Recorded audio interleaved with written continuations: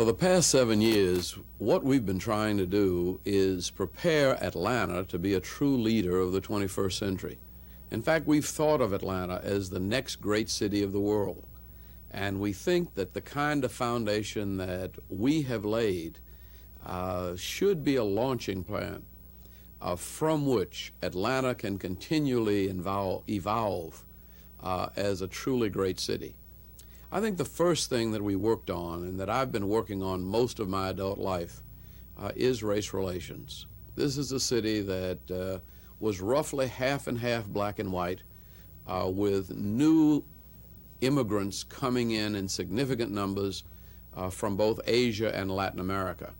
But because we had worked to become a city too busy to hate, and had gradually learned to live and work together, politically and economically, I think we laid a kind of foundation where people were proud to be Atlantan, regardless of what color they were, and where people felt that they were a part of something very good. A part of that was a lifestyle of courtesy and gentility and communication that transcended all racial and ethnic and religious barriers. Atlanta was a fun city, a kind of place where young people enjoyed living and working, a kind of place where we wanted our children to grow up in peace and prosperity. And that was based on a foundation of good human relations. We always disagreed, but we learned to appreciate our diversity and learn from our differences rather than be threatened by them. And I think that was the thing more than anything else that made us different from most cities in the world today. I hope that foundation has prevailed. In fact, I hope it's developed, because I think that's the key to helping Atlanta become a truly international city. And that's the second phase.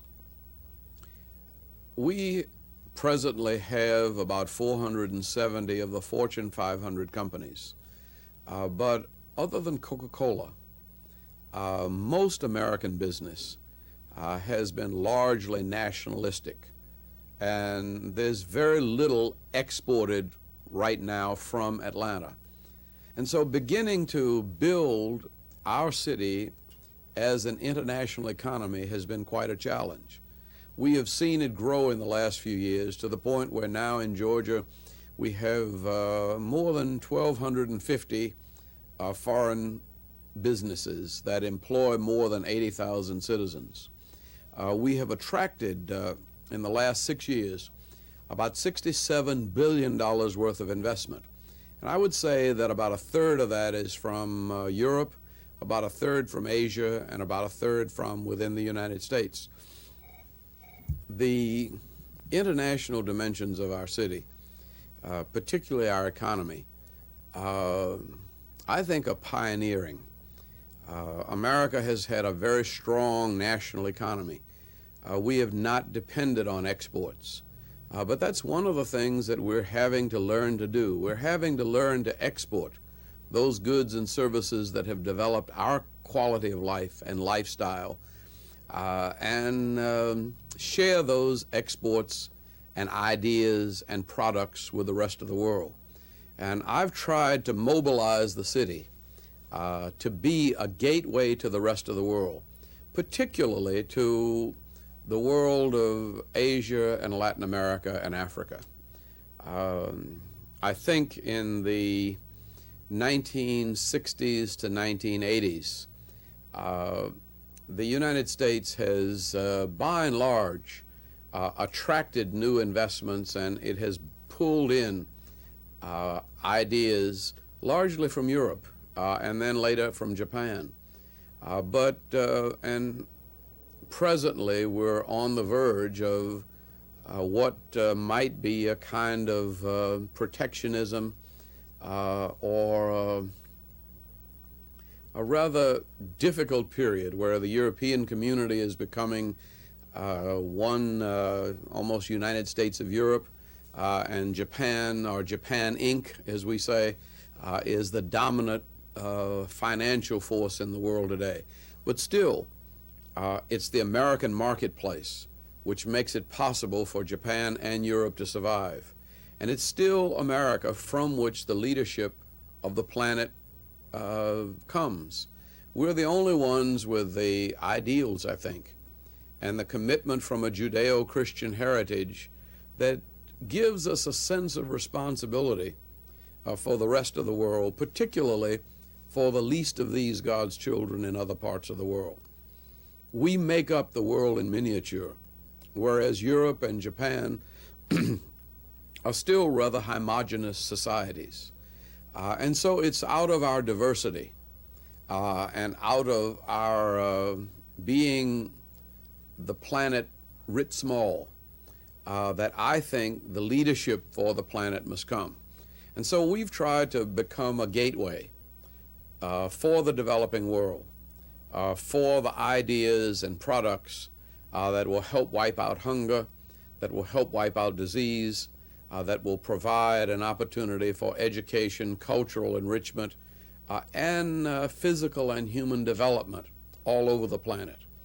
The 30% of the population that exists in Europe, America, North America, and Japan and the Soviet Union cannot solve the world's problems by themselves. It's only as we reach out to the 70% of the world that still remains in Latin America, Africa, and Asia that we have a chance. This is a period of the globalization of our economy. And that's been one of our objectives, and I hope that as we open this capsule, we will look back and say that we knew what we were doing, and we set not only Atlanta, but the Southeast region and the United States of America off in the right direction. The kinds of things we're talking about now that I hope will be fulfilled were suggested by a global infrastructure fund that came originally from Mitsubishi Research Corporation. A notion that certain major projects like the sea level Panama Canal or land canal across Panama, a natural gas pipeline that would extend from the Cameroon and Nigeria right up across the belly of Africa into Algeria and under the Mediterranean into the European marketplace. Hopefully we will have achieved some of those projects, and in doing so we will not only have generated significant economic activity, but we will have provided the fresh water and the electricity and the roads that will wipe out hunger and disease in that part of the African continent. The internationalization or the globalization of our society is a very important theme growing out of Atlanta in this year, 1988. If we're going to be a truly world civilization or a global city, we're going to have to do a lot more educationally. And one of the challenges of this city with some 29 institutions of higher education is to develop the kind of education system, and particularly to develop public education so that every young person in this city has an opportunity to grow and develop to the maximum of their potential. And so working with our schools and working with our universities so that people who are trained through the public schools and colleges of this region can go directly into a workforce and be productive in a high technology economy or an information society, or that they have about them the kind of entrepreneurial initiatives that allow them to start businesses and develop the creative new ideas and products that are marketable in the world in which we live. But that's going to require a kind of adjustment and shift in our method of education that we have not seen for the last 50 years. Education today is still pretty much as it was 50 years ago. I hope in the next 50 years we will have found a way to make some creative and productive and successful changes in the way we educate young people and the way we continue the education process on into adult life. For one of the things that's already apparent is the extent to which we will have to serve in multiple careers. I think I've been in 6 or 7 careers myself, and I'm not through yet. So it's not unreasonable that adults who are living close to a century would, in the course of that, be involved in 8 or 10 or 12 different careers. That means a style of continuing education, which has got to be institutionalized in our society. And that's one of the goals that we're working on. It's almost a kind of cradle-to-grave concept of the human being as a learning, studying, developing entity or being. And hopefully our society can facilitate that process. Now, all of this has got to be based on some work. And one of the things that's happened to us is that we've become more a service economy, emphasizing computer programming, financial services, bookkeeping, lawyering, and our manufacturing capacity is presently in decline. And so one of the things I see us having to do is to restore our manufacturing capacity. And that doesn't mean in every area, but it means that we will have to continue to make some things locally for our own use and for export.